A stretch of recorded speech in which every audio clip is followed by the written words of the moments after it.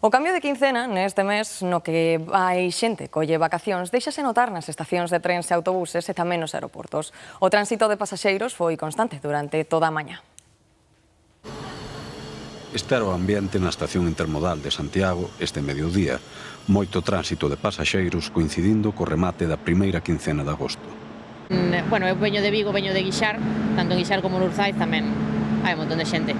Pero sí, se nota que es final de verano porque hay muchísima más gente en los trenes y la gente querrá moverse a su destino final antes de empezar con el trabajo. Muchísima más. Sí, el cambio es increíble. Nas plataformas das estacións conflúen esta fin de semana os que rematan as vacacións e os que comezan as súas. Empezamos el martes las vacaciones, pero ya se nos acaba hoy. Ya mañana regresamos a Palencia.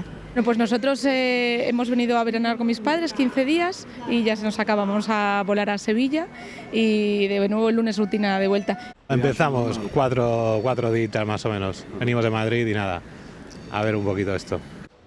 Na estación de autobuses o panorama é semellante. Aquí atopamos peregrinos que comezan o camiño e outros que acaban de rematalo. Sí, vamos fazer o caminho de Santiago. Já está día 24.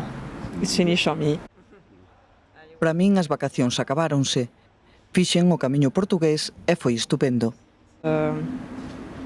Amazing. Imaxes como estas vanse repetir nas estacións e aeroportos ao longo desta fin de semana de mediados de agosto, un dos períodos do ano con maior número de desplazamentos.